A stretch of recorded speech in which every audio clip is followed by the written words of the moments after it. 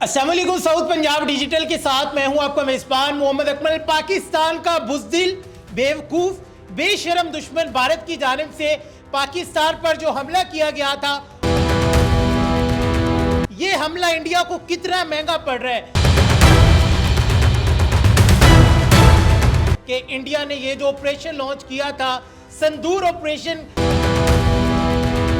کہ پاکستانیوں نے کس طرح انڈیا کو ودوا بنایا ہے، اس میں کیا اپڈیٹ آئی ہے، انڈیا کو اس کا جواب کس طرح مل رہا ہے، پاکستانی فورسز نے کس طرح منہ توڑ جواب دیا ہے، اسی پر بات کرنے کے لیے ہمارے ساتھ موجود ہے senior journalist, senior analyst Haroon Anjum sahab. Sir thank you so مچ، آپ تشریف لائے۔ سب سے پہلے یہ بتائیے گا کہ بھارت کی جانب سے پھر ایک دفعہ رات کی تاریکی میں بزدلانہ حملہ کر دیا گیا تھا، لیکن پاک فورسز نے کس طرح اسے ناکام بنایا۔ ان کے جو کہتے ہیں کہ لیٹسٹ فائٹر جیٹ ہے ان دا ورلڈ، ریفیل، وہ کس طرح ڈاؤن کی ہے؟ دیکھیں، ہمارا موقف بڑا واضح تھا کہ اگر ہم پر جارحیت مسلط کی گئی، ہم پر حملہ کیا گیا، ہمیں چھیڑا گیا تو ہم واڑ کے رکھ دیں گے، اور الحمدللہ وہی ہوا کہ کل رات، گزشتہ رات جو ہے اندھیرے میں دشمن نے ہم پر وار کیا ہے، اور افواج پاکستان نے، پاک فضائیہ نے وہ اس کا بھرپور جواب دیا ہے۔ اور آپ دیکھیں کہ اس وقت تک 5 انڈین طیاروں کو جو ہے مار گرایا ہے اور درجنوں چوکیوں کو تباہ و برباد کر دیا ہے۔ بھارت میں کوہرام ہے، دہلی میں تمام سرکاری تقریبات جو ہے وہ معطل کر دی گئی ہیں، اور اب جو ہے بھارتی چوکیوں پر جو ہے سفید جھنڈے لہرائے جا رہے ہیں۔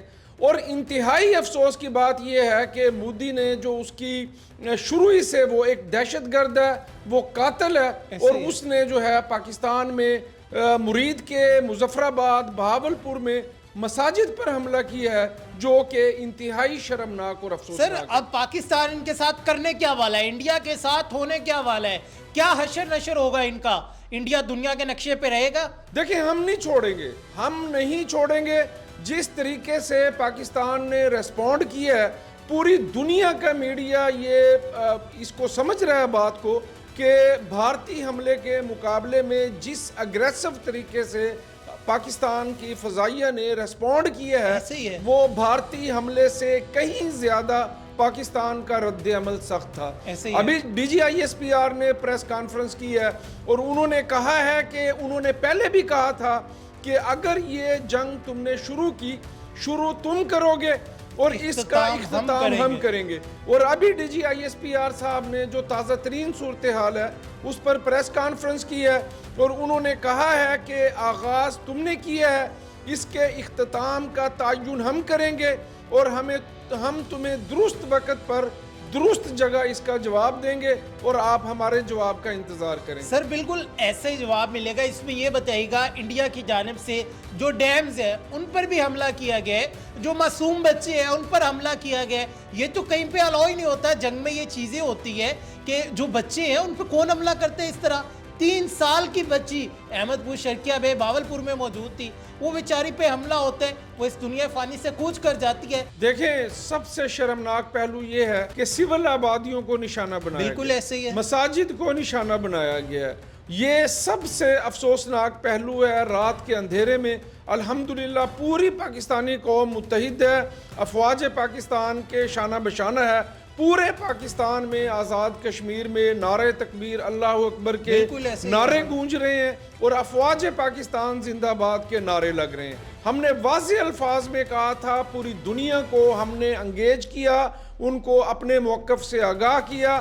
پاکستان نے دنیا بھر کو آفر کی تھی کہ پاکستان پہلگام واقعے پر جو ہے غیر جانبدارانہ تحقیقات میں ہر قسم کا تعاون کرنے کے لیے تیار ہے، لیکن اگر بھارت نے ہمیں چھیڑا تو پھر ہم کسی قسم کی رعایت، کسی قسم کا کمپرومائز نہیں کریں گے۔ یہی وجہ ہے کہ جو امریکی پریزیڈنٹ ہیں ٹرمپ، انہوں نے بھارت کے اس حملے کو شرمناک قرار دیا ہے۔ انہوں نے کہا ہے کہ بھارت کی طرف سے پہل کرنا جو ہے وہ بھارت کی ناکام خارجہ پالیسی کی عکاسی کرتا ہے کہ بھارت پوری دنیا کو جو ہے اپنا موقف واضح نہیں کر سکا۔